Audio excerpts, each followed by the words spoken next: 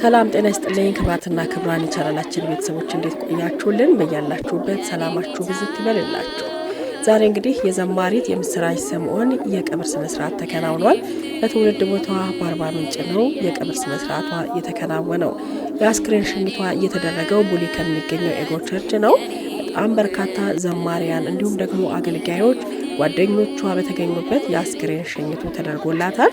የአርባ ምንጭ ከተማ የወጣት ዘማሪ የምስራች ስምዖን አስክሬን በክብር ነው ሽኝት የተደረገው። ዛሬ ግንቦት 27 ቀን 2017 ዓ.ም የዘማሪት የምስራች ስምዖን አስክሬን ወደ አርባ ምንጭ ከተማ በደረሰበት ጊዜ ቤተሰቦቿ፣ ወዳጅ ዘመዶቿ፣ ጓደኞቿ፣ አብሮ አደጎቿና እንዲሁም ደግሞ የኢትዮጵያ ወንጌላዊት መካነ ኢየሱስ ቤተ ክርስቲያን አርባ ምንጭ የእናት ማህበር ምእመናን አባላት እንዲሁም ሌሎች በርካታ የከተማዋ ነዋሪዎች ጋሞ አደባባይ በመገኘት አቀባበል አድርገውላታል።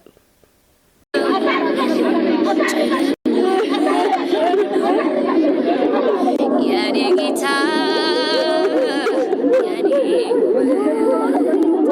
የኔ ፍቅር የኔ ናፍቆት የኔ ውበት የኔ ወገን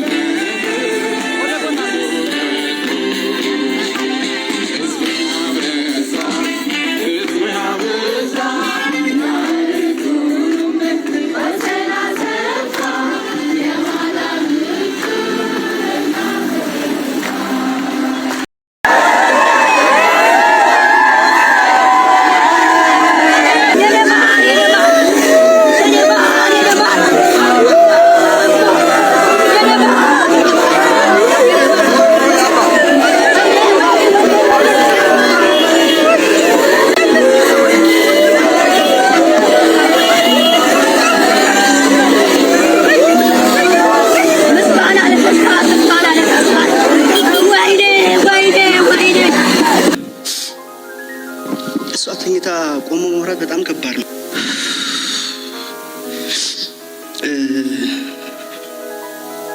ያው እሷ ላትመጣ እኔ ግን ልሄድ እንግዲህ ዝግጁ ላይ ነኝና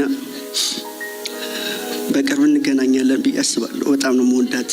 አንድ ቀን አልኳት ምስር ሰፊ ጊዜ እንዳለው ሰው ረጋ ብለሽ እንትን በይ ትጎጃለሽ፣ ስጋሽ ይደክማል ብዬ መከርኳት።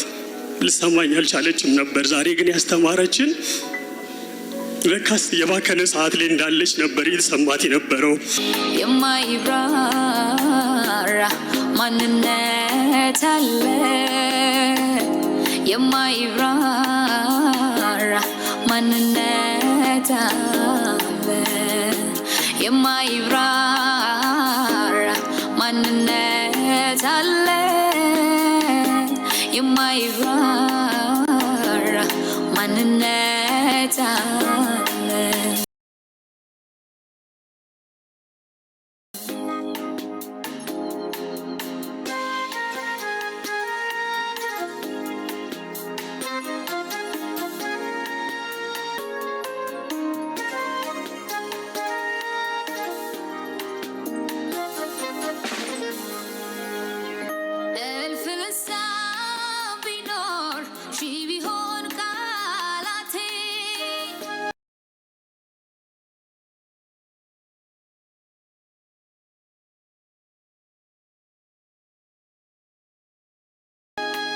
ስዘረዝር ብውል ቢበዛም ስለቴ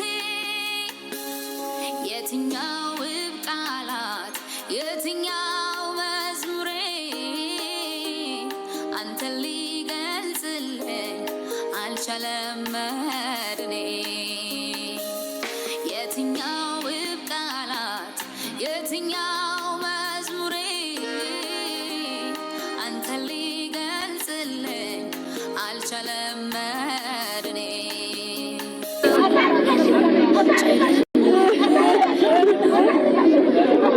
የኔ ጌታ የኔ ፍቅር የኔ ናፍቆት የኔ ውበት የኔ እንደምታውቁት ዘማሪት የምስራች ስምኦን በተለያየ ቃለ መጠይቅ ላይ እንደተናገረችው ገና ተማሪ ሆና ሳለ ነው ወደ አዲስ አበባ የመጣችው ከትውልድ ቀዋ ከአርባ ምንጭ ማለት ነው። እዚህ ከመጣች በኋላ ግን በብዙ ፈተና ውስጥ አልፋ ትልቅ ሰው የሆነችበት ይሄ እድሜዋ ዛሬ ባጭር ተቀጭቷል። ነገር ግን ገና ብዙ ይጠበቅባት ነበር። እሷም እንደምትናገረው ገና ብዙ ማገልገል ይጠበቅብኛል ስትል በተደጋጋሚ ቃለ መጠይቅ ስታደርግ እናደምጣታለን። ነገር ግን የሆነ ሆኖ በካንሰር ስትሰቃይ ቆይታ የሕክምና ክትትል ስታደርግ ቆይታ ህይወቷ አልፏል። እናትም ወደ ዘመዶችም እንዲሁም ደግሞ እጮኛዋ በብዙ ሀዘን ውስጥ ነው የሚገኙት።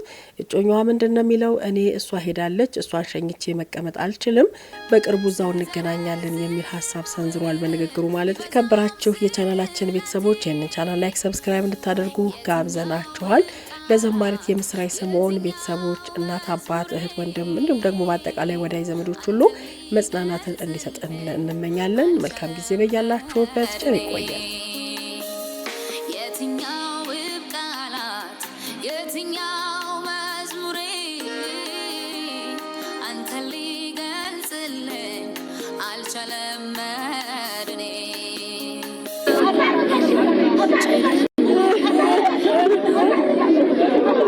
የኔ ጌታ